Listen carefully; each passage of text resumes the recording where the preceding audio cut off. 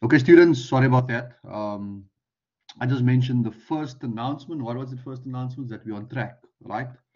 And we're covering a chapter a week essentially. We're covering chapter 8 today, chapter 9 next week, chapter 11, and then chapter 12 we will conclude, right? I'm hoping to have one on-campus session in the next 3 or so 4 weeks. I'll talk once I start lessons. Second announcement, I've shared your assignments. Who has seen assignments? You can unmute the mic and say yes, or show of hands. Who has seen assignments?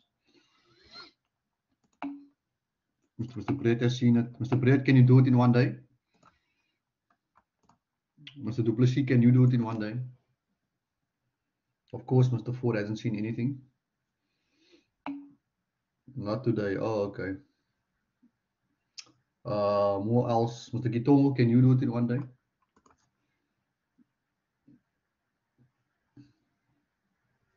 Oh, Mr. Swanepoel, can you? It doesn't mean anything, Kevin. It's just you're taking certain things too serious. Sometimes things are just a joke.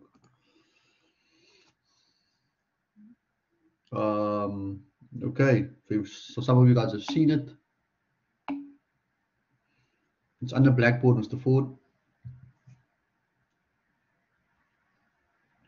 Under content. Okay, Mr. Breed, can I talk to the assignment? Mr. Casimiro, do you mind if I talk to the assignment? I'll make an attempt, right, Mr. Van der Poel? Yes, sir. Okay, thank you very much, boss. So guys, it's 2 assignments, so we'll talk to the first one. So the first one, let me just, sorry about this, just get this right here. First one, in fact, both assignments are group assignments, so you guys can work in groups of 3 to 4 individuals, 3 to 4 to 5. Obviously, I know not everyone is there, but make sure you work in a group, minimum 3, maximum 5. I'm not really concerned of how you sort that out. I'll talk about the groups. So what you get is a circuit, and you're required to sketch the circuit on LT Spice, and you must be able to find all the basically the currents and voltages through each resistor. Basically, that's the objective here. On LT Spice, and I made a special note, and it's kind of drowned in the text here. It says the circuit doesn't have to be drawn exactly the same as long as the series and parallel arrangements are respected. So what I'm saying is there's an obvious way to draw the circuit in another way, because I don't think on LT Spice you can actually draw it like this. But that's your homework, right? And it has been done before. You can look at alternative way of sketching a Wheatstone bridge circuit. I'm not going to mention more of that. Okay, I think that's simple enough. So you do that as circulation, you click, boom, you get all the results, you populate the table. Okay. Talk about all the instructions. Second thing is you're required to use one of your analysis techniques, Kirchhoff superposition, Thevenin and Norton, and you're required to find, you're basically going to be validating your answer through resistor 5. So let's say you get a current of 5 amps here, you're going to have to validate that using whatever method over here to validate for resistor 5. Okay, I hope that's clear to everyone. The instructions is this must be compiled in a report, so it's going to be all one document.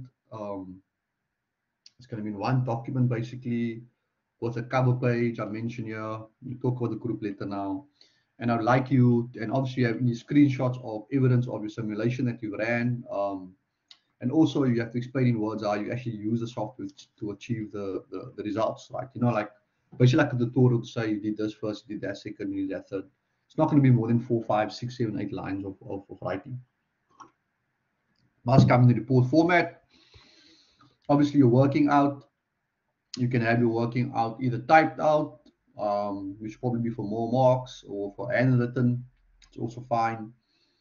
And then in the end, one group member will basically submit to my email by the 13th of May. So you literally have a month, 4 weeks to complete this thing, which is more than enough time. The marks are allocated. 40% of the mark will be allocated to the simulation. Obviously, this is assuming you get all the right results. So meaning the currents must be correct. The voltage must be correct. Likewise, the main current and the source voltage. And obviously your report format, like I have a 20% here. So how the report looks overall, is it worth, is it, is it presentable, arguably. So in terms of groups, as I mentioned, you're gonna have to email me which group you are. So there's A, B, C, D, and E. F, you can choose any group. You can say group D, and once you choose group D, you're given a DC circuit value, and each resistor will have its own value. So each group will have a different voltage source and an individual resistor value, right? So for instance, group A will have 54 volt. Let's say group B will have 120 volts with resistor 1 being 15, 15, 20, 25, 30. Okay, and all of this must be collated into one document, typically Word or PDF, but you'll submit to me via email. Is there any questions with assignment 1? Let's please talk, guys. Oh yes, and last one is minus 10% per day, and then 0 after 5 days late. That's what's going to be happening there. Good morning. Someone else joined. Let's the solver. Any questions, Mr. Sima? Just Mr. Sima, I think it's good to see. Yes, brother. Okay, I just wanted to ask, just to make sure that I understood you perfectly. So we only supposed to choose like one group and then use those figures to calculate everything and submit with using those values only. We don't have to use 100%. All the other. Okay. Yeah. So let's say, Mr. Sima, you're gonna be, me and you will be group. Let's say me and you are group. We are group C. Those values will apply to the circuit over here. And then we conduct our LT spice simulation, and then we need to do some, some hand calculations, obviously, to check if resistor 5 is the same value. And obviously it should be the same. That's how you know you're correct. And if you're wrong, you obviously lose marks. Is that clear, Mr. Sima? Yes, it's clear. 100%. Okay, Mr. Duplessis, you're next. Yes, so I've got a question with the groups. 100%. Do we just select any group? Doesn't matter if some of the other groups are exactly the same as you? Okay, so what's going to happen is, okay, so let's say me, you, Mr. Ford, decide to be in a group, right? We're going to tell our lecturer, we want to be group A. Are you with me? Then once we group A, I'll say, okay, noted, you're group A. Then if a second group comes in and say, oh no, I want to be group A. I'm like, no, you have to choose between B, C, D. Does it make sense? B, C, D, E, whatever. I hope I answered the question. It makes sense. So. Okay, cool. Any other question, Mr. Breed, Sinagram, Mr. Silva, Mr. Gitongo, Arthur? Yes, go for it. Yeah, so for the second assignment, do we use the same group? Or can we use the same group? Yeah. Yes, it's going to be the same group. Yes, exactly. I was going to get to that. Yeah. Mr. Ford is asking, I said 3 to 5, Mr. Ford. It will be the same group, Mr. Duplessis. It's just easier that way to work. I'm sure you understand what I mean. Any other questions before we move on? Can we move on to assignment 2? Cool. So obviously the weighting is 5%. I did mention this to you. And in total, both weightings will be what is this? Both is going to be in total 10. And I would like to say to my beloved students, guys, please use this to get your mark. Some of you guys are bad in test 2. It's a free 10%. If you put in the time, literally can take you 2 or 3 days to solve this. It's not difficult. Consult YouTube, figure it out. Consult John Bird, ask me. I can direct you to where you need to be. But it's, yeah. And I actually like doing things like this. I feel it's very conducive to learning. I wish I could do more of it, but our time is just so horrible. Anyway, so assignment 2. So assignment 2 will be, it's titled RLC Circuit Analysis and Simulation. Due date is exactly the same. And what we have to do is 2 parts. The first part is the RLC circuit analysis. And what you're going to do with this particular RLC circuit is basically answer the questions below. So it's basically a question you have to solve. You find the equivalent impedance, those two in parallel with product sum rule. We then we eventually add them in series. You can do that. Doesn't matter if it's phasor or rectangular form. I can obviously see you're basically just solving what's asked here, right? So you have to work at the active power across the inductive branch, that branch, which is obviously V cos theta or the power factor, and each basic question over here. For part 2, so that's like a normal standard thing. Obviously, type it out, looks neat, to get more marks. Oh, no, obviously, if it's accurate, you get marks straight away, whether it's handwritten or not. Second part is using LT spice to basically prove that your answers from C to G. So if the total current is correct, what is the total the phase angle for that, whether it's leading or lagging, the currents I1 and I2. Obviously, I1 and I2's value will be right in the simulation, and also basically checking your voltage drop across A and B and B and C. So this one is going to be quite interesting to see. And I'll see how you guys to do it. If you're able to find the voltage drops using the software and stuff, yeah. And like I said, I will direct you. Once whoever asks questions, they will. But obviously, you must practice and try to figure this out immediately. Once you've done that, obviously within your report, I say please provide explanations how you achieve results. So the way you must also think of this is like think of it as writing a tutorial for someone to use or something, and the more clarity you provide, the better. And then same instructions.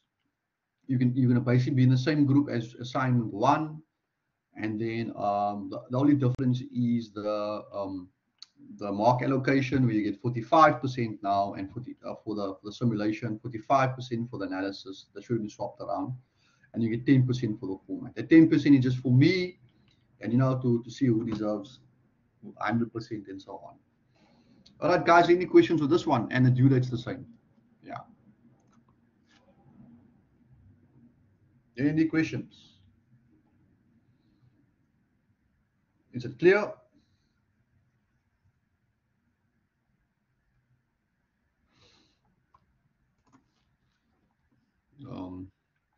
Anyone? Thank you, Mr. Swanepoel. Okay, thank you, Mr. Brett. Okay, thanks. Mr. Garcia, is it all clear to you? Zanudumo? Yes, sir, everything is clear. Okay, great.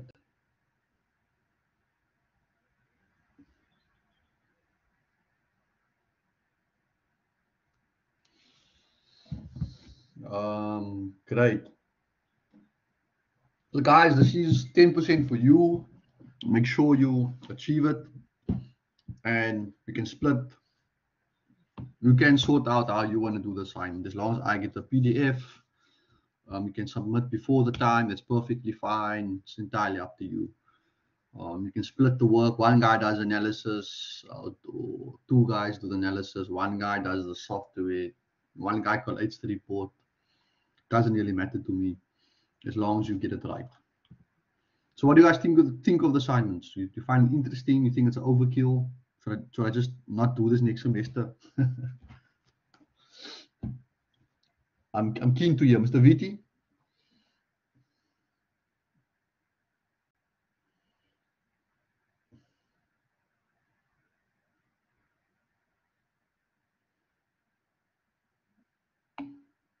It's helpful, sir. Okay, cool. Let's see. It's reasonable. Cool, yeah. Assignments are reasonable, yeah. Thank you for that. And also, yeah, you should let me know how you find it afterwards, and we'll see. There's enough time to do it. I mean, you can do one per week. You should be more than enough. You know, literally, you can take this to 2 or 3 days, but obviously it depends. I love to see what's going to happen on the RLC circuit thing. That's going to be fun for me to see what the race should be. Cool. Okay, so we're done with that, and we can head on to our lecture. Okay. Right, just sharing this. Cool. So guys, we are heading off to the next chapter. We're going to start and end it today. So the resonance, you can go to chapter 8 and you can actually just have a look. No, the test of 50%, that's Samsung. I said first test is 20, second test is 20, and an assignments are 10%. I've mentioned it in the subject guide, it is in the first lecture, Mr. Zanadumo. You got it? Yeah. For the maritime campus, I've at Make-Eng typically we have 40, but SAMHSA wants a 50% exam covering the whole syllabus. That's the SAMHSA pedagogy in terms of assessing. Okay, chapter 8. You got a textbook. You can just follow along there. Yeah, you should know where that is. No problems. Okay, so for the last 2, 3, 4 weeks, whatever, the 3 weeks rather, you know, the holiday and stuff, we had a look at RLC circuits. We got into AC, and we had a look at basically a voltage source with a fixed frequency, and we're aware that it gives a sine graph or a sinusoidal supply. And we also saw that we found out that your resistance is in phase with the current, whereas in your inductor, it lags the voltage, the current, and the capacitor obviously leads, right, by 90 degrees in a pure inductor case. Furthermore, we also look at some maths using phases to basically, and of course, that is when they have the same frequency. And we looked at how we basically add them up using complex numbers. So that's the things we kind of looked at for the last 2 or so 3 weeks. And we also looked at the power within the circuits, what it dissipates, and the different types of power, the P, the true power, which is the power we actually use for mechanical work. We've got the reactive power, which is the useless part, but essentially they are used to generate the magnetic fields in inductors and electric fields within capacitors, or electrostatic field. And then, of course, the apparent power is basically the vector sum, or sum of that, or the complex sum of the reactive power and the true power. Cool. But now, and obviously, what I must just highlight before I move to the next slide, we're both aware of the formulas for inductor. And obviously, you should know it. It's 2 pi FL. For your capacitor, it's going to be 1 over 2 pi FC, all right? Both of them are a function of frequency. And as I mentioned, this was an on-campus lecture when we started RLC circuits. They are frequency-dependent resistors. I'll say that again. They are frequency-dependent resistors, right? So what it means, the resistance depends on the frequency. Obviously, we've seen that. Cool. So now, I got a question. So let's say what will happen if our inductive reactance equals our capacitive reactance, right? So obviously the way we achieve that is if you look at the two formulas, if you think about it, and obviously I have some pictures, I'm just giving you this before, we have to change the frequency somehow. And if we do that, we're able to get the reactance to be the same. Furthermore, what's going to happen to the characteristics of the circuit if a supply voltage or a fixed amplitude, but we have a range of different frequencies, right? So obviously what I'm saying is we're changing all the frequencies, and yeah, what happens to the characteristics, meaning the inductive and capacitive reactance. Secondly, what will happen to the circuit's frequency response behavior, right? Meaning that if we vary the frequency, what can we expect for the two reactive components, meaning the inductive and capacitive? The question is, what happens if we equal the reactance? First of all, it's possible, yes, because we can change the frequency, right? Cool. So if you remember the graphs, the first graph is the one inductor, which is on your left-hand side. I don't know why I'd say that's the first. Obviously, we found that it is directly proportional. It behaves in a straight line. Where you increase the frequency, your inductance increases linearly. Whereas your capacitor, obviously, because it's 1 over, it's in proportional, but it's exponentially so. As you increase the frequency, the capacitive reactance drops exponentially. So what I'm talking about is obviously finding a frequency where both are equal. So what we're essentially doing here, we're superimposing, meaning I'm putting one on top of another one graph on top of another, of the inductive reactance and the capacitive reactance, right? And obviously, this would have been the same if I kept this circuit and I just obviously change the frequency over a particular range. What we find is a sweet spot in the middle, right, where they cross each other. And that sweet spot there is the frequency where the inductive reactance and the capacitive reactance are equal to each other. Cool. That there is called the resonance frequency, hence the chapter resonance. So I'm just mentioning that now. So we have a frequency, we have a frequency where your inductive capacitance and your inductive reactance is the same, hence resonance. Resonance, and resonance meaning, I'm not sure what it means in French or Spanish or whatever, but resonate, meaning together, they feeling each other's vibe, you know, they're vibing, what they're Netflix and chilling. The inductive and the capacitive reactance. Cool. That's that. So the analysis of it, and obviously the mathematics. So let me just read what they say there. Electrical resonance occurs in AC circuit when the effects of the two reactances, which are opposite and equal, cancel each other out. I'll talk more about that. That's the point in the graph above. And yeah, so I mentioned that. So in series, in a series resonance circuit in particular, what we just basically doing, making the inductive reactance equal to the capacitive reactance. We keeping frequency as the variable we want, or rather the dependent variable. Sorry. And we root everything up and we get a nice formula over there. Is FR equals 1 over 2 pi root the inductance and capacitance in Henry and Farads. And that there is our model to calculate the resonant frequency, which means when XL and XC is equal to each other. Right, so we have a frequency where they are the same. Okay, some more notes on this. What is resonance? Some characteristic of resonance and some applications. And okay, cool. I'm just checking. You know, I tend to talk a lot sometimes, getting excited. So, resonance is a condition in an RLC circuit, where I've mentioned obviously where the capacitive, inductive reactance are equal in magnitude, and which is very important, thereby resulting in a purely resistive impedance. So obviously, if you look at the reactance of the capacitor and inductive, you subtract the two, you're going to get nothing because they're the same. That's the idea. Because we'll talk more about that.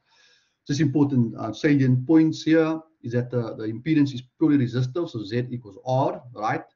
The voltage and current are fine, they're in phase, obviously, because there's no phase difference. So therefore, the power factor is 1. Ignore the 0.3, that's about transfer functions.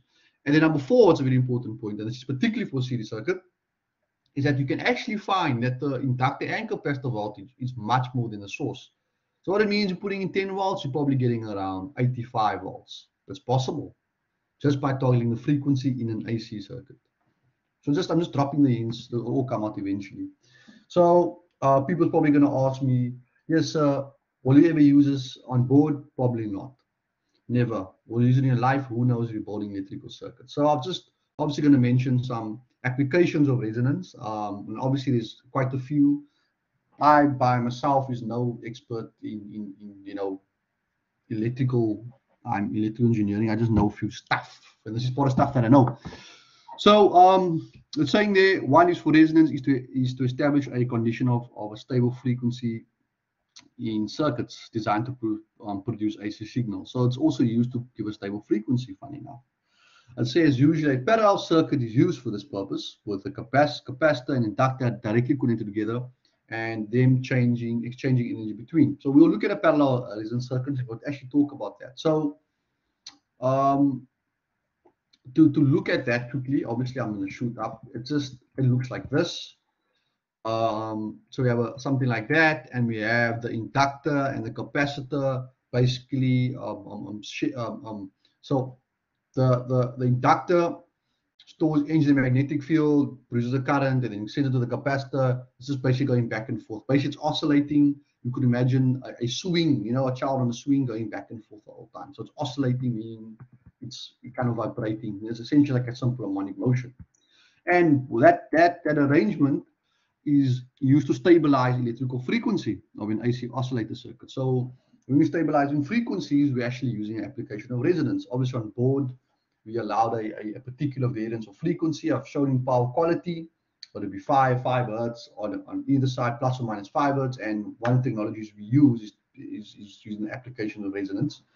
Moreover, another application is to block certain frequencies or ranges of frequencies. So for instance, so a resonance circuit, and in this case, it's called filters, and I've mentioned something called harmonic filter to you in the graphs, and we have the perfect sine wave, and then obviously this was an on-campus lecture, and obviously we try to fix that. And this is in chapter 42 of John Bird, and the next chapter basically of this, the actual continuation chapter, is actually filters and attenuators. This is one of the core concepts in electronic engineering, not electrical, not the power side, the electronic, the low current stuff. And they're saying there another one also in communications. In essence, this is how an analog radio receiver works, to filter. So they're saying to select one station frequency out of a mix of different frequency station frequency signals intercepted by the antenna. So the antenna picks up a lot of signals, and when you're tuning the knob, and that's even with your phone and stuff, well, the phones work differently now, but the old school turning a knob, you're actually varying the distance between the capacitor, and as you change the capacitance, basically you are essentially changing the frequency. We think about it, that formula over there, and that's how you basically resonate with certain frequencies. Obviously, we are not building radios here, but it's just for you to know that this is where it's applied. Will you use it as a mechanical / electrical equal marine engineer? Probably not, but there is this phenomenon. Cool. So, like I mentioned to you, the next chapter was in essence filters. I just want to fix one of my slides, like the picture there. Then again, me, I'm always over the top. I'm really just overkilling you with information. Who knows why, but just think it's worthwhile to tell you. John Bird chapter. It's one of, I did say it's chapter what? Chapter at the back towards the end. I'd have probably loved to cover this in Electrodes 3 filters, but what filters are, if you look at your right side, you get different types of filters. Let me first that. And a filter basically is a circuit designed to pass certain signals with design frequencies and reject or attenuate others. Attenuate is just meaning reject or like mitigate or curtail, like avoiding it, I think, or lessening it rather.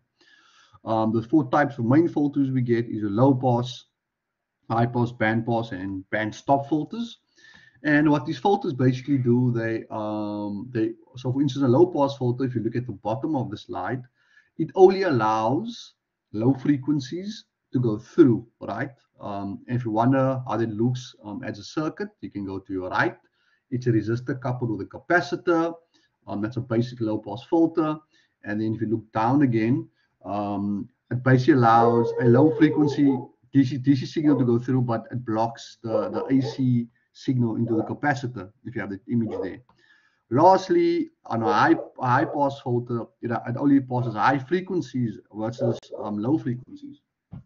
And then that topic will be a capacitor there and a resistor arrangement. I don't know if you guys can see that there. And then how that is done is that one goes to the capacitor, and the resistor basically blocks the low frequency DC signals. Also, when you're doing your op amps or amplifiers and stuff, that's another fault over there. And obviously, this is more than electronic domain. So that's why I'm obviously highlighting you. It's not something we do more big systems. It's just, yeah, worth noting why this is important. And if you're wondering why some guys are sound junkies, your tweeter, mid-range, and woofer. I don't know, Mr. du likes loud music. It's one of those guys who bolts up his car. Let me just quickly show you. Where is this diagram again over here? Yeah, that's over here. Just move that there, just to see over there. But basically, one is a low pass filter, one's a high pass filter, your tweeter, and that's also with communications and amplifiers. This is where it's used. Anyway, I hope you guys found it interesting. That's obviously just preamble. Okay, so we're starting on the resonance circuit over here. And what does it all mean? So we look at two types of circuits, series and parallel, like we always do. I'm going to look at some, just basically the equations on this. So, like I did mention to you, let's quickly just read it. Since the current flowing through a series of resonance circuits is basically the product of the voltage divided by the impedance. So that's the current. So current is basically V over Z. But basically, what's important is that Z is at a minimum value. So I'm going to have to probably show you this here. And I made a note there to show you that minimum impedance occurs, basically the minimum impedance occurs at the resonant frequency. So this is the graph I'm going to talk about. Cool. So what I mean is that if you look at the equation over there, the IR equals V over ZR. What a series circuit basically does, it reduces the impedance to a minimum. So imagine an arrow dropping right down, and basically you can find the maximum current which a series circuit can produce, right? It's not necessarily desirable, but that's the idea. Okay, I hope you guys got that. So it's minimum impedance at the resonant frequency, therefore we get the maximum current. And it says here, the frequency response curve over there is shown obviously there. And it says, it reaches a maximum value where I max equals I times R, right? And then eventually drops again where F becomes infinite, whatever. And saying this is the result that the magnitudes of the voltage across the inductor and the capacitor becomes many more times larger than supply voltage. So in a series circuit, what we typically find is that you can supply 10 volts, you can get 85 volts. That is me relating this knowledge over here. Right, the inducting capacitor actually will carry more voltage in a resonance circuit, and even at resonance, but as they equal to each other, they actually cancel each other out. And what that typically means is because one is 90 degrees and one is leading, one is lagging, and that's how in essence they can cancel each other out. But the purpose of a series circuit, the only things you have to know, it gives you the minimum impedance, therefore it can give us a maximum current essentially. We're nearly going to do some problems and there's some more, and obviously I'm just giving you more explanation. And as a series resonance circuit, it's called a typical receptor circuit, and what it means that the impedance of the circuit is at a minimum, so it easily accepts the current whose frequency is equal to the resonant frequency, and that talks to again filters, and if the current at a particular current coming in, you can actually, it resonates. Yeah, it's not something you have to really know, but obviously understanding how it works. And also, it should say that it should be noticed that as a maximum current through the circuit at the resonance is limited only by the value of the resistance, not anything else. So it's just R. The source voltage and circuit current must therefore be in phase with each other at this frequency. Obviously, that means the power factor is 1. And then they say there, I think the last part, yeah, so basically the phase angle 0 and then the phase power factor must be 1. That's just the important points I've highlighted there. And in summary, what it means is that the net reactance in the circuit is 0. For us to find the maximum current, it's basically V over R, but we must be careful over that because we can use ZR sometimes because the inductance could have some resistance. Phase angle 0, power factor is at unity, and we obviously find our resonant frequency with that formula over there. Yeah. And the last point at number 6, we can find that the velocity, the voltage at the coil and it's typically greater than the capacitor, and that's only because the inductor itself is made of copper and it has its own internal resistance. But typically they are equal to each other. And sometimes when we do the calculations, you'll find that the inductive voltage will be a bit higher, but it's typically in the same range. It sounds all crazy and stuff, yeah. So for instance, what I mean here, obviously I wanted to use a book as, you know, just to leave some images there. This is basically the two phasor diagrams, and what it's just basically showing you there is the resultant vector. As you can see there, VR, basically VR minus VC, or yeah, you get the resultant vector, which is purely resistive. And the ZR part, or I just want to make you aware of, sometimes your inductor has a bit of resistance. It will say internal resistance of the inductor, and sometimes you have to find the impedance, right? Not that there is actual impedance, but because the inductor has some resistance inherently, but then it's copper, we have to find ZR. You'll see some questions like that. And then if not, doesn't have resistance, we can just use VR over R. Obviously we have you can just use the resistor over there, but you'll see what I mean. Okay, how did you guys find that before we start this? Any questions?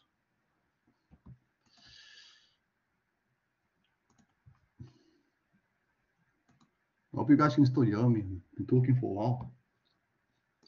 Any questions? Just taking it in.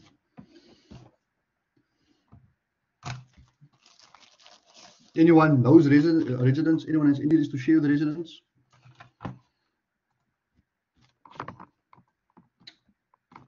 Padiman Sasha Sima, do you perhaps know?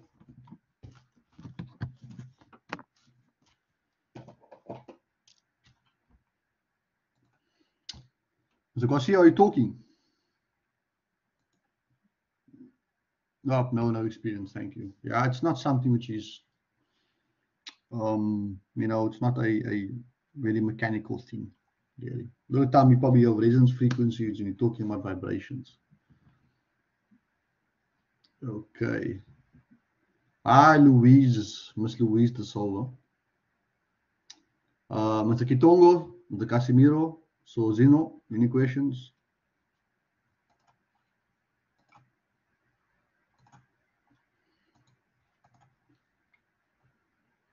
No questions. Jeez, man. No passion for the subject. Okay. What we're gonna do is just do two examples, and then yeah, we'll move on again. Cool. Okay, so before we start this, right, I just want to tell you one thing about this chapter. The chapter is super easy. There's no, thank you, Mr. Sozino. There is no hard, it's no complex numbers and stuff.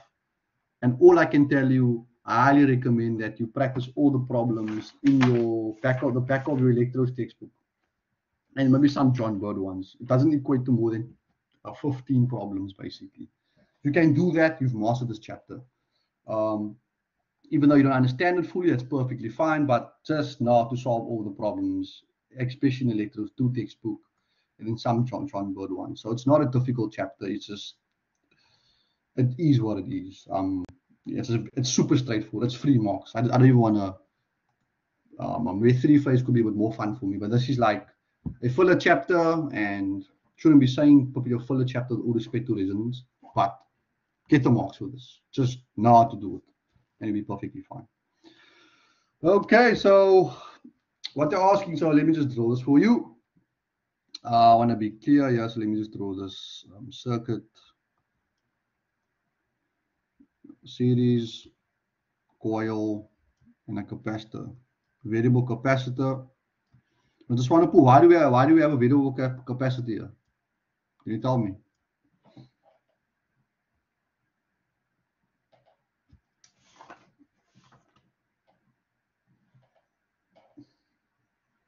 Okay, in case he doesn't know. Yeah, so I just want to make you aware. It says a 10 load is in series, right? 10 ohm load. Now, what I want to mention there is that if they say internal resistance,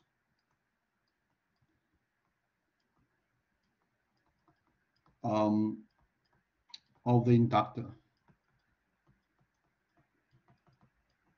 You're going to have to use Z equals, you know, let's say XL squared plus R. And what that means is that the inductor, like I mentioned to you, I feel like I'm not. That's right. My pen is like sliding, whatever. What it's saying is obviously that this, due to the magnetic field there's an XL, but the copper itself has a resistance. So they'll sometimes say internal resistance of the inductor, and therefore you have to use Z. But in this case, if they say 10 ohm load, it's just a load. It's just separate from the inductor. So what I'm saying, if I said in series with a 0.1 coil with an internal resistance of 5, then we have to find Z of this. I'm just making you aware. Is that clear to everyone? You'll see in some questions. It's clear.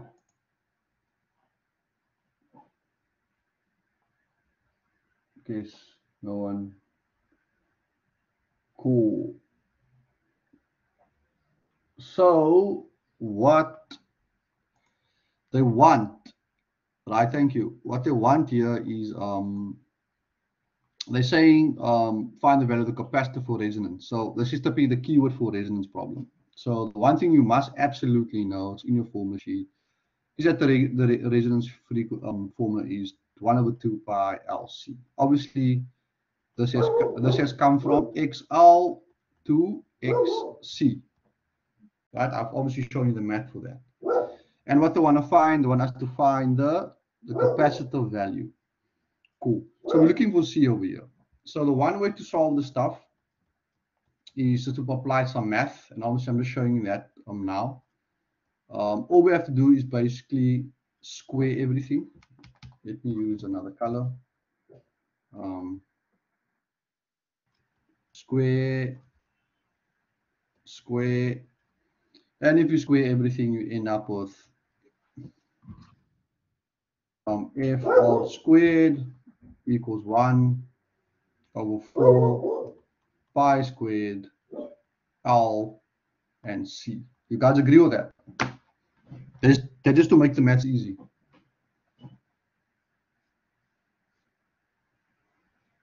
Are you guys in agreement?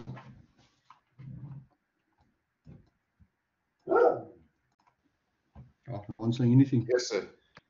Yes. Okay, cool. Thank you. So using that formula, can you please find the capacitance for me? Can you guys just do it for me? And let me know if you get the same answer in the textbook. Okay. So can you please just do that for, I'll give you a minute.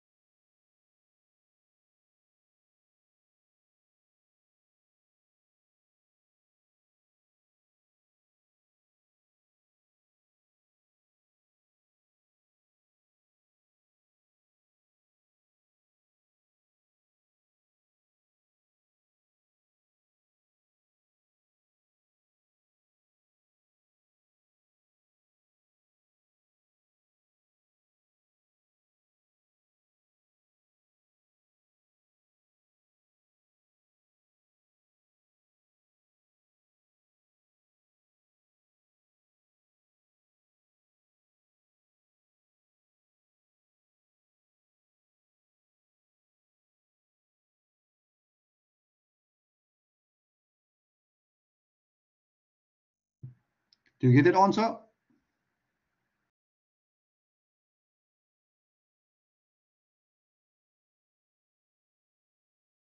She's got it already. Fantastic. Yeah, sweet. Okay.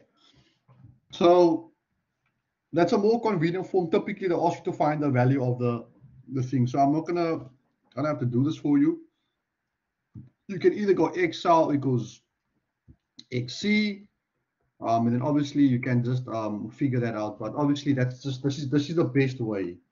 I'm recommending you to find this stuff. Like I said, this is a very plug and play chapter. It's very super applied. It's not meant to make you suffer, basically. I mean, you guys are not electrical engineers. All right. So the next part they ask us is to find the circuit current. And like I mentioned to you, obviously this is 101. We've got the answer, 101.3 to 32 microfarad. That's easy. So for B, remember here, the power factor is 1, and all we basically do is they kind of cancel each other out in a way. All we do is just say VR divided by R. It's a purely resistive circuit, as I stated before. So you take the source voltage or the resonant voltage at 100 volts and divide it by the current, and you get 10 amps. This here is the max current.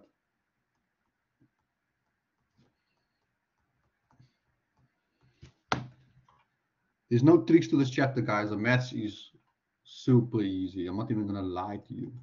And what I mean there, it's basically this. That's a maximum current, right? Isn't it a maximum current? Remember, the impedance is the minimum. There is no impedance, essentially, right? That's a current over there. Okay, it gives us the maximum current. But now, this is the interesting part. Let's find the voltage drop across, they want the voltage drop across the coil, right? And obviously, to find that, we need to use this now. It does have some form of reactance. And if you're asking me, sir, this doesn't make sense. This doesn't make sense. Remember, for your reactance part, you typically say XL minus XC, if you recall that. And if they're the same value, they're 0, right? That's the purpose of resonance. So we need to just find the actual value across the coil. That'll be 2 pi times the resonant frequency. In this case was, what's the resonant frequency? 50 hertz. And the inductor did have a value, and the inductor's value was 0.1 Henry. Cool. So let's get that. What's the answer here?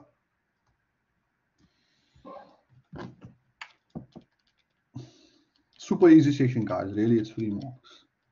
If you're unsure, if you don't know how to study, make sure you study this for the exams and the test. At least make sure you get all these examples. Are you guys happy with that? 593. Mr. Silva, you happy with that?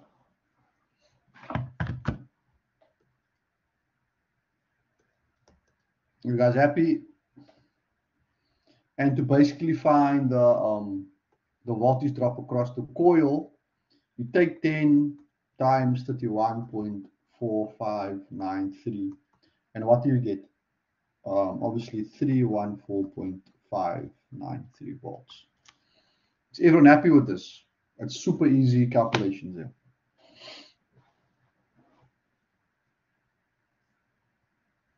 Is everyone happy?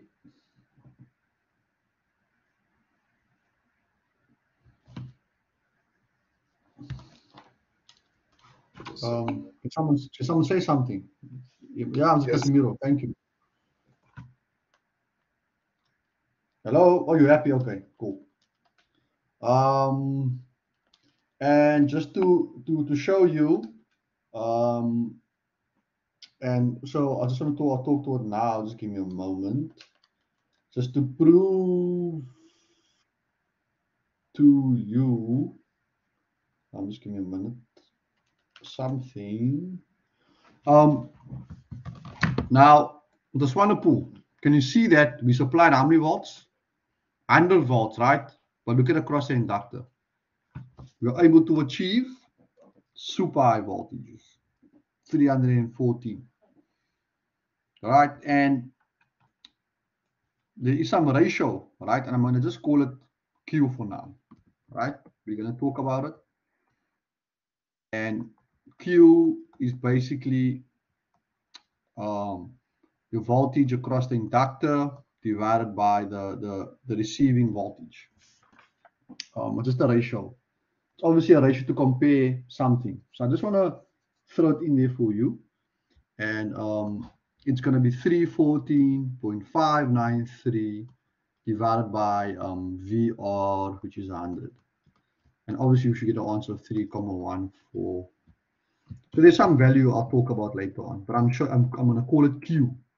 And obviously it is showing us how the voltage, obviously we need some kind of ratio. Are the voltage basically magnified or increased to this? Is it fine? You get this, so it's 3,14. So by a factor, it's like a factor. Does it make sense for this particular circuit? Super high factor to basically get that voltage. Just cool. And then just to prove to you, it's the same. If you put in 1/2 pi, obviously you can do the math yourself here. Just check Mr. Casimiro, times 50 times 101.32 times 10 to the negative 6, right? What answer do you get here? Just do it for your own sanity. Very simple chapter, guys. You'll see. Yeah, you get exactly the same value, obviously. To 1.46, which is the same. I'll make you aware that the only differ if the coil will have an internal resistance, and then you have to use this. I'm saying this now. It'll only differ if it has the internal resistance, but it'll differ very slightly, typically. Okay, that's the first one. And let's do the next problem. Over here, home, get a new whiteboard for us. So this one I want to give you as an exercise to do. Super simple. Obviously make sure you practice it because that's the best way. So this one is problem 2 in John Bird. Yes, thank you. Okay, let's go for blue breakdown this time around. Yeah. So I'll give you guys around 5 minutes to do this. Yeah. So the one, the resonant frequency, the current at resonance, and how many times greater the supply voltage across, how much greater times the supply voltage is the voltage across the reactance of the resonance. It's basically that factor I was referring to. Yeah, but you can follow the same kind of story here. Very super simple, guys. Like I said, there's no real tricks here. Okay, so let me just zoom that in again. So you can do that quickly, just as practice.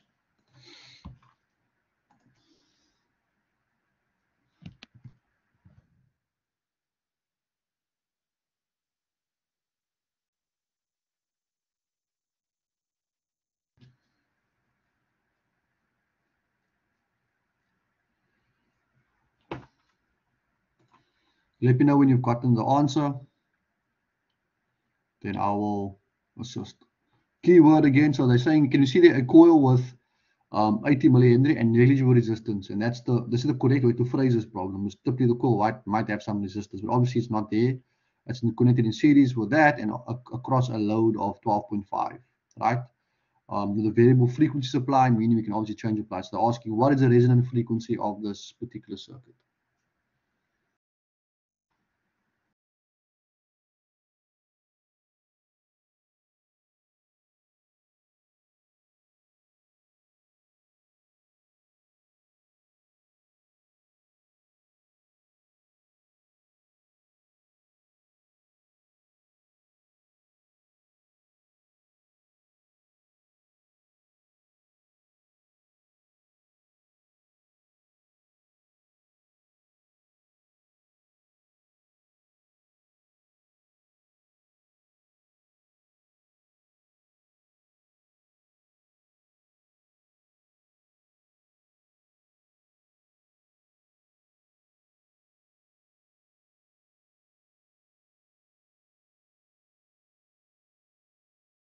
Who's got the frequency already?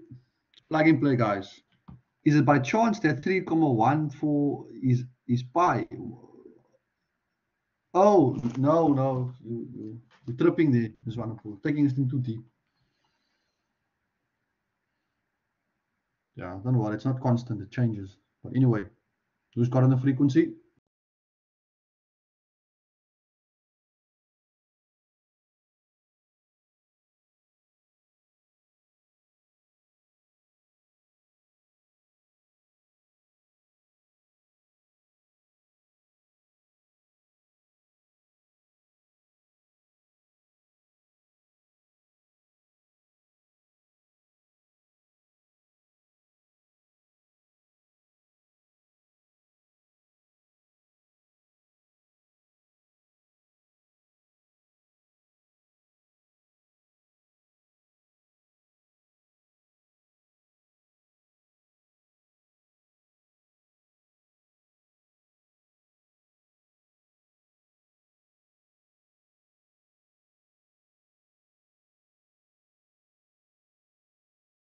Yes, that's correct.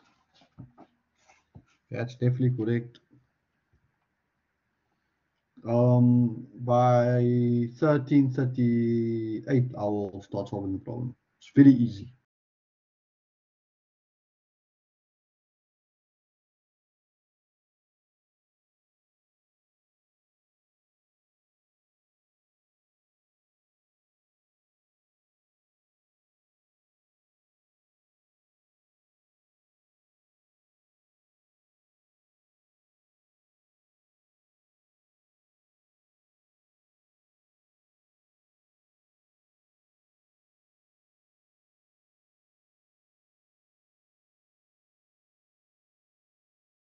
Let's see how you get the answers. Should be straightforward.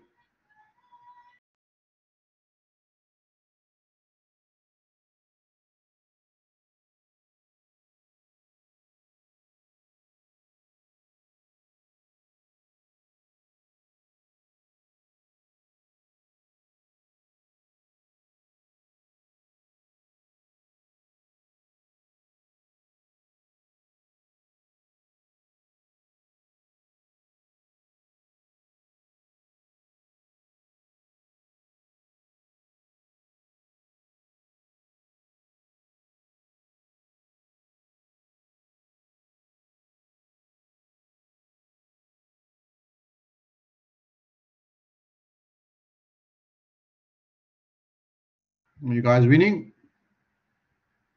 Mr. Solver.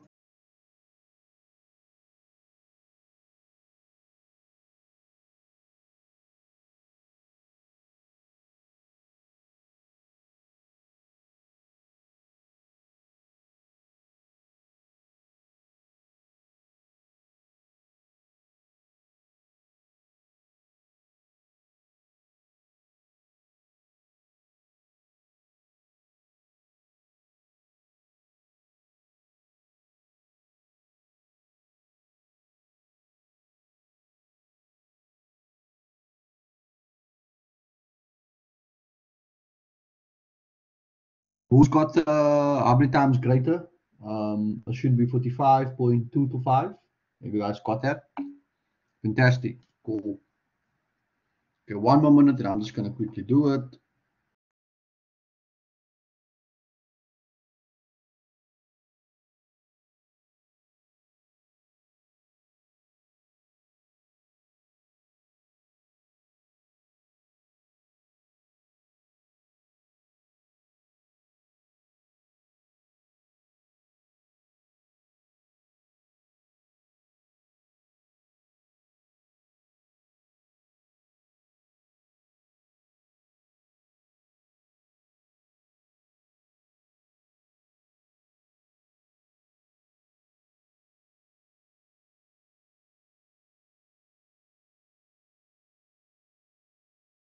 Right. Okay. So, us continuing, they're asking us the resonant frequency. Yeah, we'll do it. Don't worry.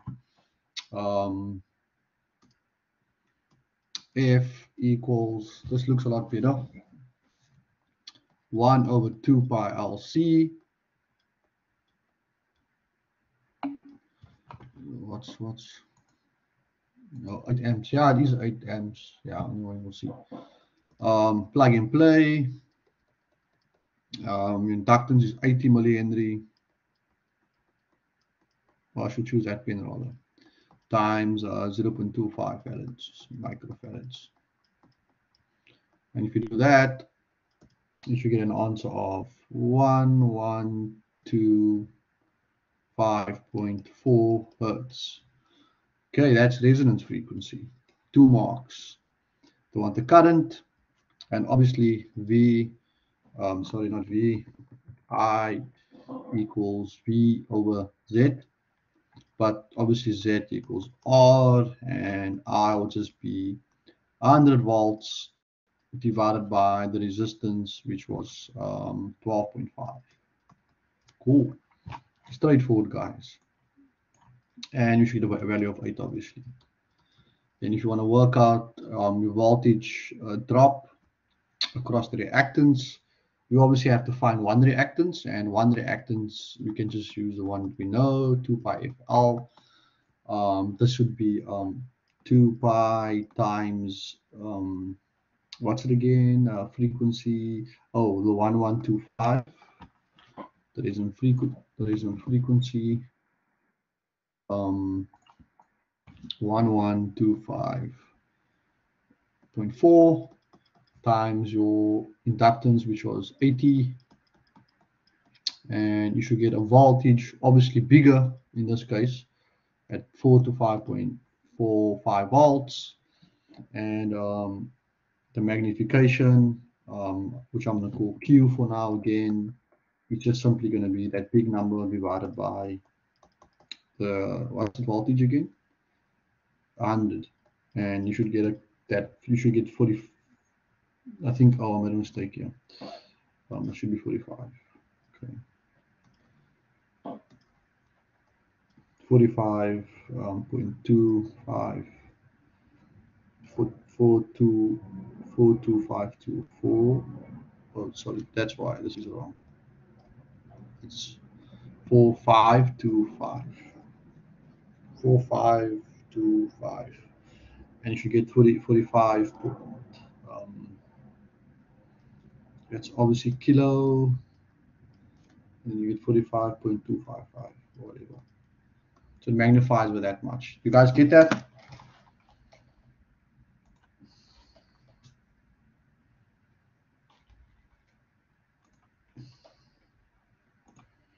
Did you guys get that?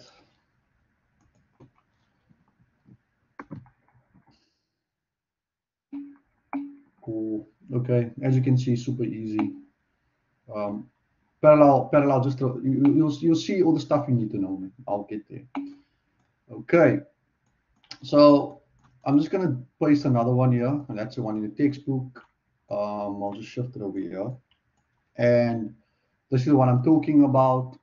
And so in this case, we have 125 millihenry with an internal resistance of 9, and it's connected in series with a variable capacitor. And what the circuit looks like, so we use black. Let's say our voltage source there, and it's an inductor and a capacitor, right? A variable capacitor, meaning we change the capacitance to obviously change a few things. And it says, and you can see the inductor with the internal resistance. So we know that it has two parts. One would be your Henry, and the other one would be 9. And this is what I was talking about. You have to find Z. So what I want you to do now, they give you the voltage, and they give you the resonant frequency of FR is 125 hertz. So, like I said, now I need to find the impedance of this. So I want you guys to find the value of the capacitor, the current, the voltage, and the capacitor. I'll give you guys 5 minutes for this, and then we'll close off series circuits and come onto parallel circuits. Okay, cool.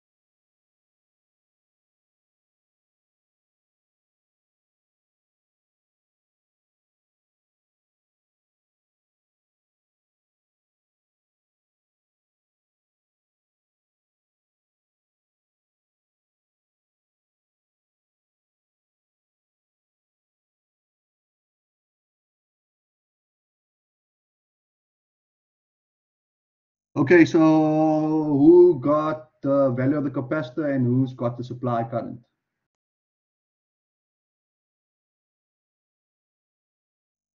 So Casimiro, you got it? Are we gonna? What did I say? Yes, sir. Okay, wait. I'm gonna ask you to explain to me now. What is people saying here? Assignments of reasonable test for way. So with that logic, can we get extra marks if we submit earlier? That is a previous question. Okay.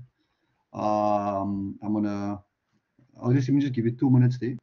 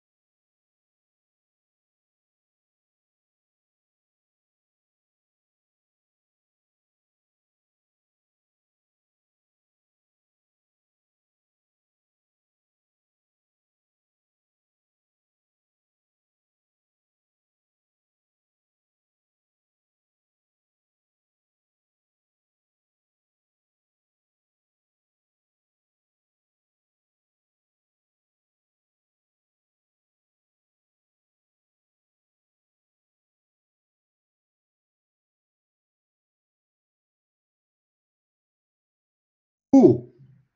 So Casimiro, can you walk us through what you did?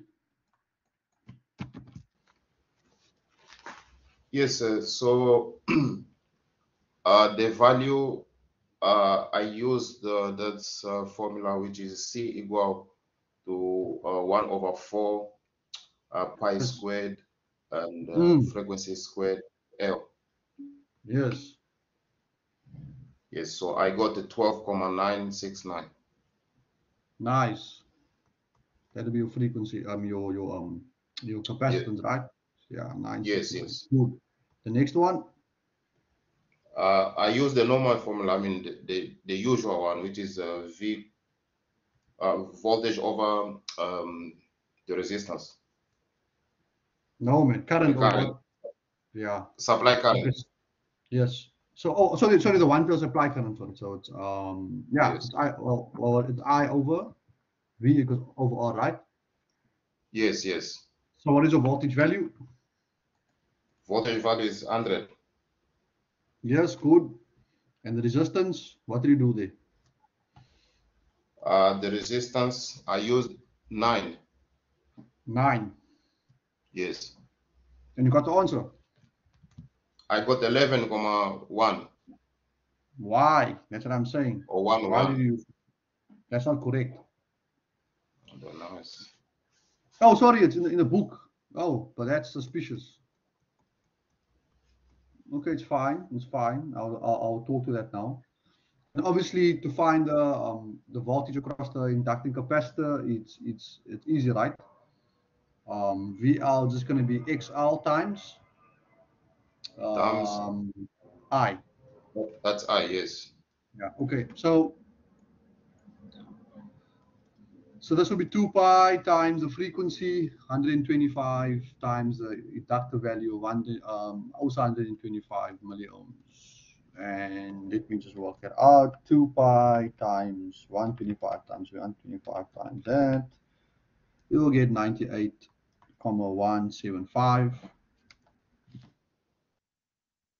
ohms. And obviously, that's simply going to be 98,175 times 11.1. So 98.175 times 11.1. So what I was saying, and you get 1089.74. So you obviously can see your answers are not the same really. Yes, exactly. No. I'm just following his train of thought there. So what you were supposed to do is now you need to find not that, but you need to find Z, right? Um, and that's going to be R plus XL squared. And to get the actual value, this is still not incorrect, and you'll see why. It's going to be, it has an internal resistance of 9, and obviously it has the reactance there. So that's all we have to do. It's somewhat negligible. 98.175 squared, and your Z value will be 98,5866666 ohms. So you can see it's not too far from that. And if you do that, if you then find VL, it'll be 11.1 times 98.586 what's the reoccurring, and you'll get the 1094.31. So yeah, so that's how you want to actually kind of do this problem. I don't know if I exaggerated times 98.586. Yeah, you get 94. I'm sorry, Mr. Razors. Yeah, you get 94. Sorry, sir. Yeah. I thought you were trying for B. I thought you were trying to now work out the R, because you said using 9 was suspicious, so that's why you used the Z equals square root of R squared plus. Yeah, I got carried away there. Yeah, so what current did you get there? But it'll still be remotely the same, right? So that's 100 divided by, you get 98.58. Did you get the same impedance? No, I haven't done it. I was just checking yours. Oh, okay, cool. Yeah.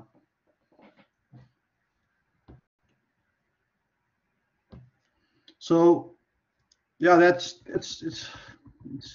all, you know. I think what I'm going to just say is that for this particular problem, we're going to use R, right? And you'll figure out the rest when you do it yourself. But just use R as the book, because yeah, I do have a concern. I don't want to mention it now. But anyway, just what's important to note, looking at the numbers over here, is that you can see when you're including XL, obviously you want to be including the internal resistance. It's not very common. I must mention that to you. And then you get 98.5, which is fairly close to 1.75. Yeah. So typically, internal resistance is not a very common thing, but it's worth mentioning. And then for your current, obviously, we're just going to go I over R. Just keep it like that. I will try to clear it up as we go along. So don't stress too much about it. Make my highlight different here. Yeah. So just make sure you stick to that for now. Okay, so hopefully you can get the rest of the answers and we'll engage. Yeah. I'll figure it out eventually. Okay, so that's a series circuit, right? I like to get into the parallel. Yeah, thank you, Mr. Ford. I think Mr. Ford got the answer there. But yeah, we can share the answer. Just please share your answers in the group. Maybe I lost some train of thought here, but yeah. But typically that's fine. Yeah. Okay. For let's move on and do the next part. Okay. So I just want to show you where we are heading as well. And give me a moment. I hope you guys can see clearly. It says my network dropped a bit. There's another example you can do from another book. You can just actually try to solve it. Let me know if you've done it, and I can just share the answers, which I expect you to do. And for power factor, I'm still looking for them. You need to carry more decimals in your I value. Thank you. Yeah, I should get the same, but it's not so tricky, man. So don't overthink it too much. Yeah. But if you pick up any crazy stuff, then let me know. So I've solved all these problems already.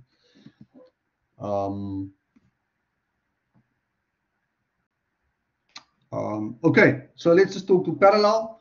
So just the overview, we're going to do parallel resonance now as well. do parallel resonance. I'm going to talk to that. I'm going to do one example, then you can attempt to do the exercise at the bottom, number 4.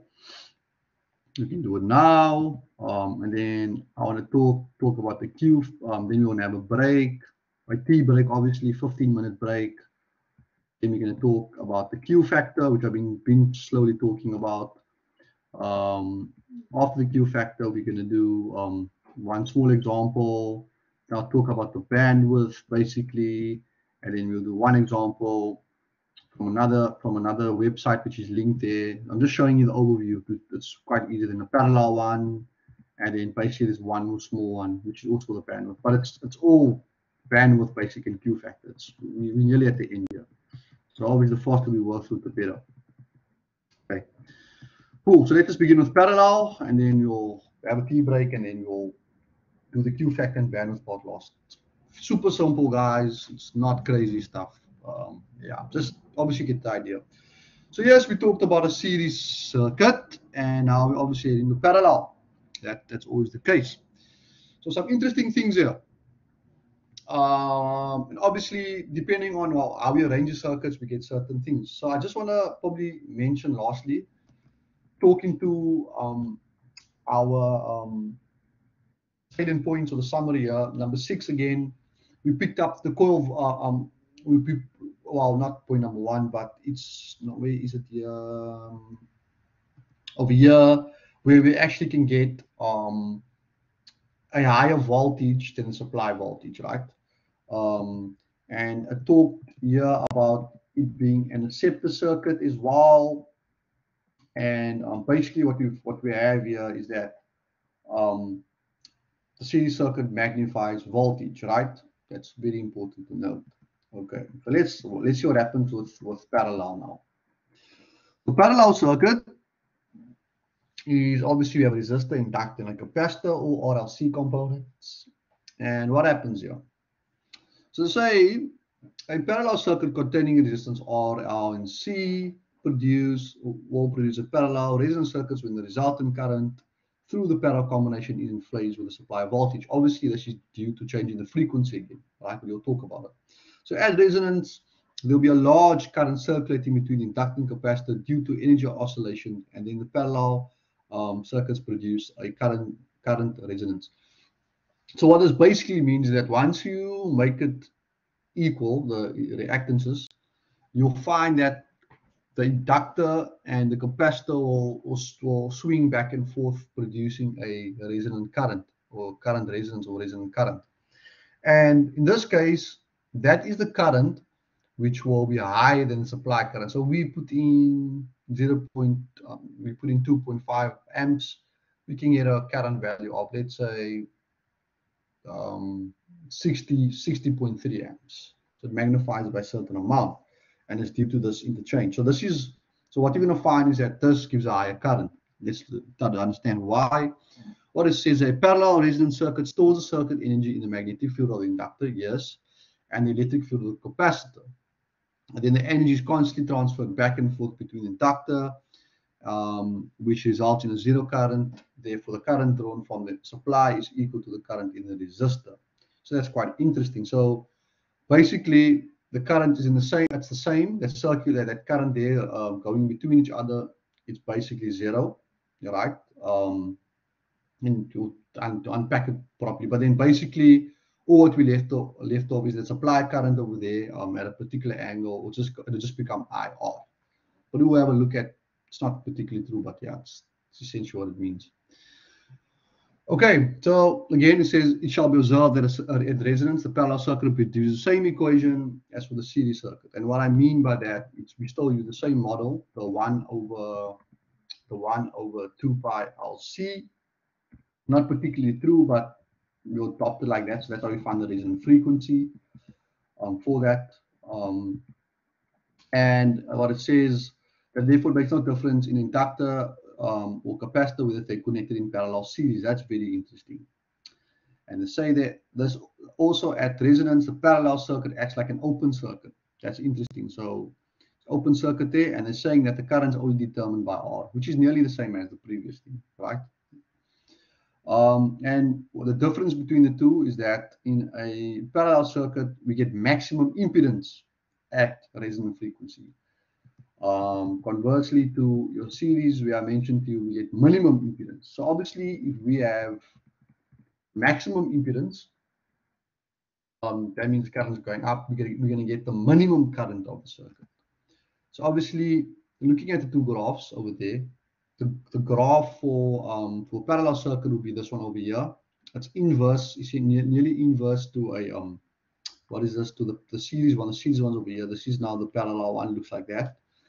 And it says as resonance, X equals R and at maximum impedance. And they say there, this is now obviously oh sorry, this is actually the same thing. This is now Z. This is parallel. This is Z times frequency. And they say there we get maximum impedance at the resonant frequency. That's there. And obviously at the bottom here, you can see at X equals R, the maximum impedance is basically the same. I made a mistake there. So yeah, we have the minimum current. Hence, current at resonance will be a minimum. That's very important. So we have maximum impedance, minimum current. Cool. Yeah. So they're saying if you plot frequency versus current, we're going to find this value over here, G, or it's basically the Iman value, will be I times R again, which is exactly just obviously the opposite of the other one. Cool. Or Iman should be, it's not making, yeah, you know, it doesn't make sense in terms of mass. But what they say here is that this is due to the result of the magnitude of the current flowing through the inductor and the capacitor becoming many times more larger than the supply current, even at resonance. So that's what I'm saying. They like at one point the current becomes super high, and then eventually over time they cancel each other out. Was 180 degrees out of phase or whatever yeah, that's what essentially means the equal in opposition. So that is why so when you start the circuit, you see that the current will spike up, and then eventually if you let go, it'll just only be the resistor. But anyway, that's how that works. And yeah, okay, cool. And what they're saying here, as a parallel resonance circuit only function on a resonant frequency, this type of circuit is known as a rejector circuit, which is a resonance. The impedance at the circuit is a maximum, thereby suppressing or rejecting the current whose frequency is equal to the resonant frequency. The effect of resonance in a parallel circuit is called current resonance. Right. So we talked about current resonance, and that is essentially the current going between two things. Just all fancy stuff. The math will be easy. And explaining this to you, using the maths, of course, and we get I total, and I total split into IL and ILC over there. And what it's basically working out for you is how to find the current going through an inductor, which will be voltage divided by ZL. So I want to make you, I'll make you aware that this is an impure inductor, and typically you have the resistance separate from the inductor. But obviously, what we're saying that when you have R with the inductor, there's internal resistance again. Nothing fancy. We equate the two stuff. We can find the load current, the inductor current with V divided by R squared 2 pi FL. That's right on top. And then basically towards the end, we get a resonant frequency at number 1, which is 1 over 2 pi root 1 over LC minus R squared over L squared. So that is for parallel circuit, and that's with the resistance. This is for a circuit where we have a resistance and inductor parallel. But what they say there, typically, most of the calculation will be based on the reduced formula equation 2, which is the one you're aware of. So they're saying to avoid confusion, it will be indicated when equation 1 must be used. So typically, we'll be using equation 2 anyway. That's the one you know. So I do want to mention, I was doing a lot of research, can you bloody believe it, to figure this out. So we get two situations. One like that with a resistor, inductor, and capacitor in series, and then one with the resistor in series with the inductor on that side. So one is an impure inductor, obviously, and that is when you use that RS over L. But we're always going to have a resistor, inductor, and a capacitor in series, and therefore we're going to have to use 1 over 2 pi over LC. So that's just what you have to basically use, and what the maths worked out was basically an impure inductor on the right hand side, and we just have to use 1 over 2 pi root L over C. Cool. So the resonant frequency is the same. And what else? So for us to work out a few other things, let's talk about impedance or dynamic resistance, right? Is the circuit of the circuit is the ratio of the supply voltage to the resonating current. So it will be V over I. And long story short, to find the impedance, it's going to be L divided by C over R. So in this case, we have to find the impedance of that. And once we have the impedance, we're going to have, then we have to find the total supply current, and then, and the total supply current will be V times C times R divided by L, which is basically substituting that Z R at the bottom of the IR and get that. So the terminology seems all strange, but what IR essentially is, it's the supply current, and then you have IC, which is the circulating current, which is not really mentioned here, funny enough. Or the I total is IR basically. And again here, what we're going to find is that in a parallel circuit, our circulating current IC will be greater than IR, right? Oh, and then this is the circulating current. And they're saying here, because of the resonating characteristics of the circuit, the capacitor discharges to the coil, and the coil charges the capacitor every 90 degrees. This is what leads to the circuit current between the two. And that's what I was essentially talking about over here, right? Which happens at a particular time and obviously settles eventually. And to find that circulating current, IC will be basically equal to V times 2 pi FC, or alternatively 2 pi FL, because the reactance is the same. So two important notes. They're saying the circulating current must be used to determine the power in the resonating circuit. So that's a power within the resonating circuit. And then the power used will be basically the supply current. Cool. And all this, all in summary, guys, for a parallel circuit, I think I should mention this here before we do the examples. At a parallel circuit, they use the word admittance, but the impedance is at a minimum. Therefore, the current is at a minimum. So the impedance is at a maximum. The admittance is something related to the impedance. Sorry about that. And lastly, the phase angle is again 0, so the power factor is unity. And they say there, the resonant frequency is given by FR 1 over 2 pi root L over C. And that is for, as we know, but they're saying if the resistance in inductance and capacitance, that's only if the inductance and that's only if the resistance in inductive and capacitive branches are negligible. That's again talking to the internal resistance. But typically the stuff, the formula we'll be using is 2 pi LC. So that should have been there.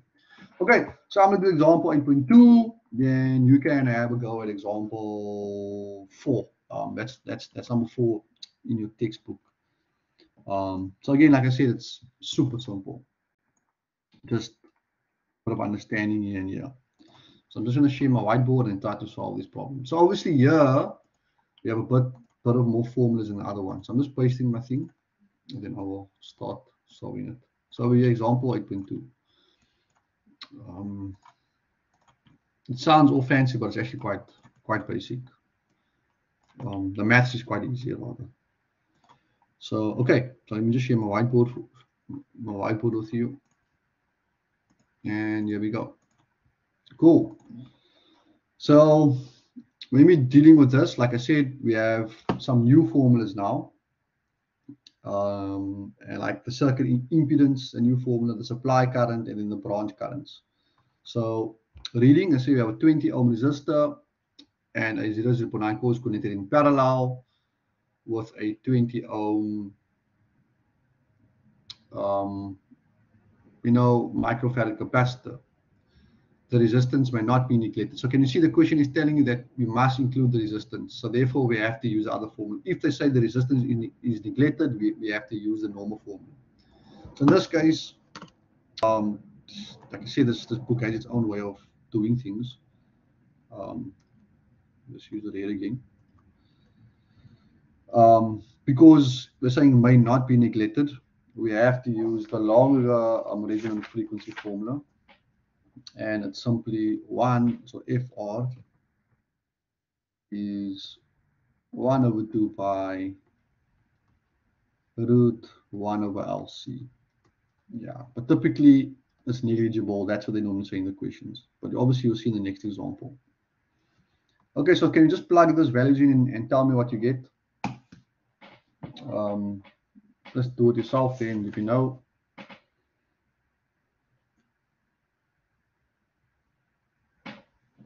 Oh yes, now I want to just paste this circuit for you again. Cool. Let's just get that frequency there. So this is the resonant frequency of this particular circuit, right? So yeah, so as you can see, it's this over here is 0.009 Henry, obviously, and this is 20 ohms. Just make it clear, then that's 20 microfarads. So it's the plug and play thing again, yeah. Let's just use 9 times 10 to the power negative 3 times what's the capacitor value? Okay.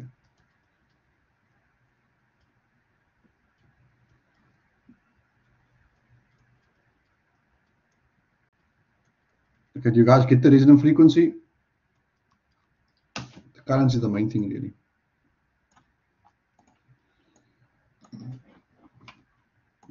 So Casimiro, did you just work it out for us? Yes, I got 373,628, but yeah, let me work it out. I think it's 1 divided by 9 times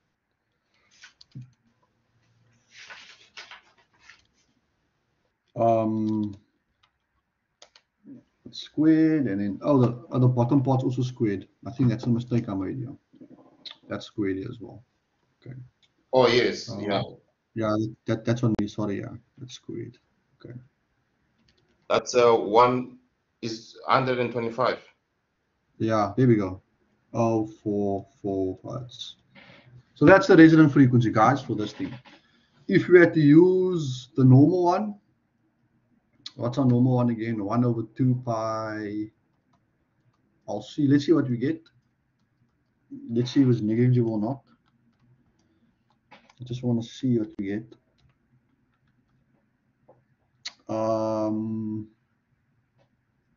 What's L?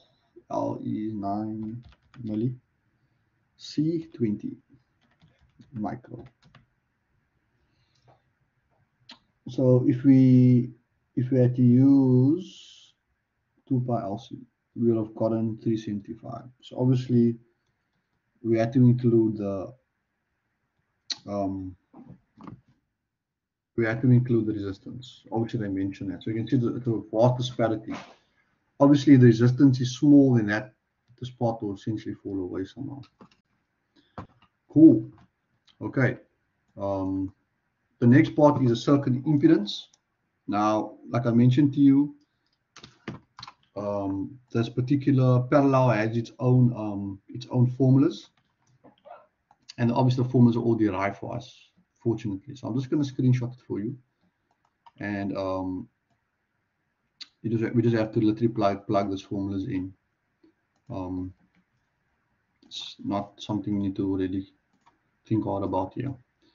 Okay, so in this case, your circuit impedance, nice cute formula there. ZR will be L over C, and obviously this value will be the max impedance of the circuit, which results in the minimum current. So Silver, can you please work it out for us? Oh, sorry about that. Just need to share it again. We're nearly there, guys. We're nearly there. Mr. Silver, can you just get that value for us? So it's LC over R, straightforward. That's the impedance. It's all worked out for us, the maximum impedance.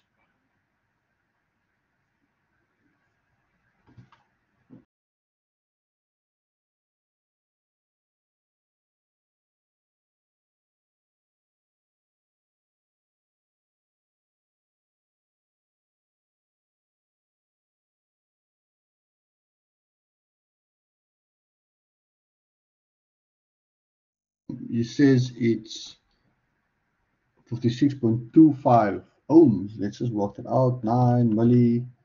What's our capacitance value? 20 times 20.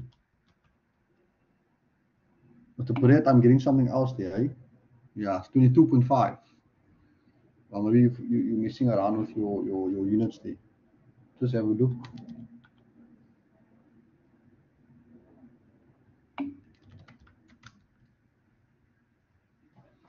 Okay, wrong R. Okay, so simple things again, plug in, play. It's just to find that this is the maximum impedance of the circuit. That's 9. The capacitance value is 1, just 20 times 10 to the negative 6 times 20. And I got 0.0, so I got 22.5 ohms. For us to find, what do they want here? They want the supply current. So they're talking about this over here. They want, this is the supply current. This is the current going in. And what we're going to find now is that our branch currents are higher than our supply current. So that's going to be interesting. So to find the current, it's good old Ohm's law, V equals I times Z. And I is just going to be the voltage. And I think we're given a voltage here, which is 220 divided by 22.5. And if you do that, you should get, it's 22.5. That's 220, sorry. Yeah. You should get 9.78 amps. Or we could have just done that formula they gave, IR. Guess that's not even the resonating current. So I don't know why they call it. Is that the resonating current? That just bothers me actually. Strange. You know, I don't think it's a resonating current. So IR is also VCR over L.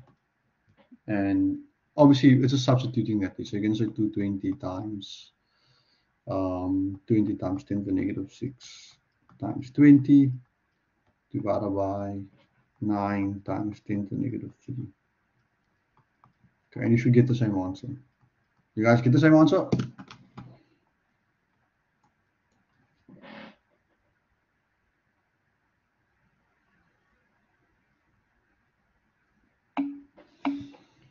Cool. Fantastic. And then the last part is the branch currents. As I say in the branch, what they mean is IL and IC now. And obviously here we need the impedance value of this, and we need we have to find the currents to there, and we know that the voltage is the same for both. So across the inductor, it's just still V over Z, and obviously that's 220 divided by root of 20 squared plus, obviously now we have to find the inductive reactance here. So it's 2 pi times 125 hertz times 20, sorry, not 20, it's 9 milliamps. Straightforward. And then for our capacitor, IC, it's going to be V over ZC, and that's going to be basically 220 divided by, in this case, there's no resistor, so just 1 over 2 pi times 125 times, what's it again? 20. So let's have a look at those currents and see what we get.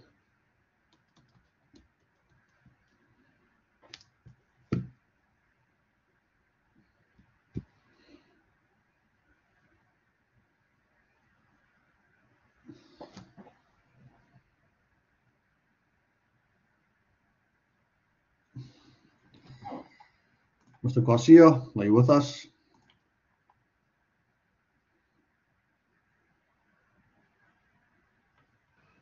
Yes, sir, I'm good. I'm good. Okay, good. So let's just get the current. What current you get there? Just a minute, sir. Okay. Just waiting on the current.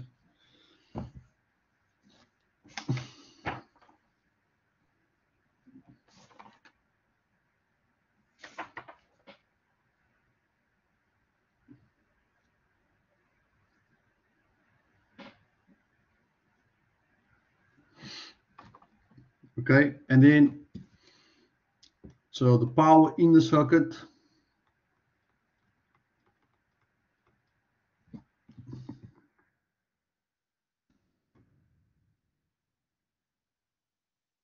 And the power used.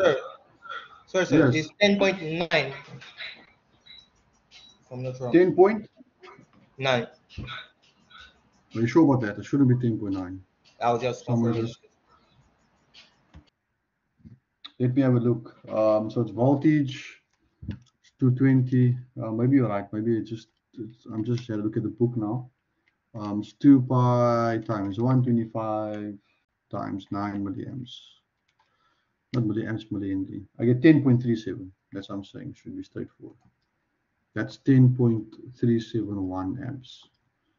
And if you do your capacitor, and it won't be the same in this case because we have an internal resistance. It should be particularly it should normally be the same. And here we have 3,44575 amps.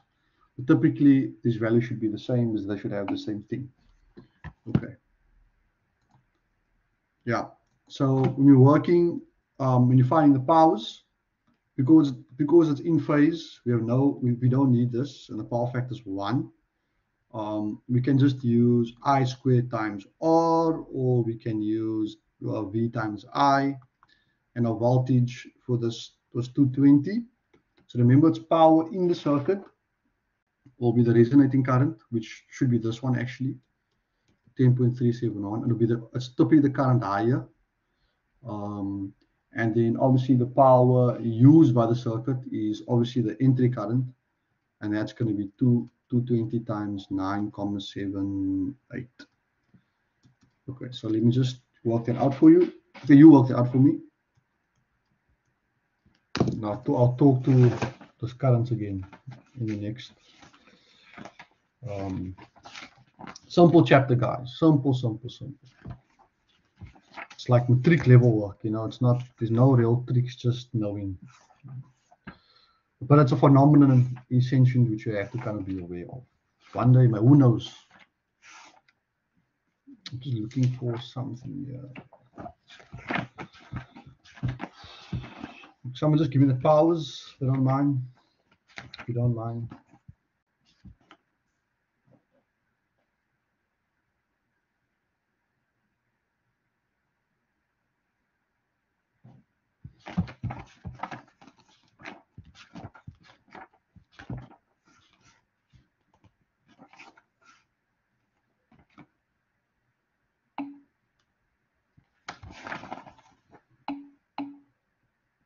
Cool.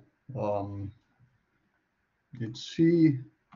Yeah, one is slightly higher. 2281.2.62, 2281.62 watts. And the last one is okay. You're gonna practice now. 2151.6 watts. So cool. Yeah, so that's that basically. And I think what this is here, and obviously, like I said, you expect these currents to be the same. Just to provide proper understanding, I just want to show you something quickly on this thing. It's nothing that you need to particularly know, but you might also, but I thought the current would be the same. You know, I expect it to be the same. I'm like, yes, it's the higher current. Oh, not the higher current, but it's, you know, one must be. I'm gonna open up John Bird and single phase parallel.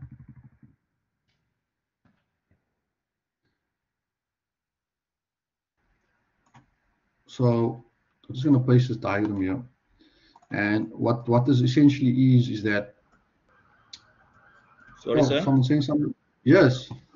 The second power is not current square? Yeah, you can do it two ways. Okay. Power equals VI. What is V? V is I over R. No, V is I times what, isn't it? I. So therefore you can say I squared RVC. Same thing. All the same. So what this essentially is, when the circuit starts up, you get 10.371 amps, right? And then eventually it'll drop, and it'll drop to the 3,444. However, if we maintain the oscillations or the interchange between the inductor and the capacitor, we were able to get that current. So what happens, obviously, there is surely some electrical inertial friction which eventually drops it. So, but what happens in the start, if you actually maintain it, or even right in the start, the current will circulate between the two at a higher value, and eventually it'll start to die off. Again, it's like a swing. Take the swing on the highest level, and you swing, and the swing go back and forth, and eventually it'll start to die out at a particular, eventually it'll stop if you're not maintaining it and all of that. So I'm just making aware what those two values are. Okay, so we can actually have our tea break now. And if you want to do the number 4, try to do number 4 in the tea break if you want, or not do it. So, I think I don't probably do it. I want to maybe try to finish in time, so we can actually finish quicker. So yeah, try number 4. Let me just long switch the slides as well.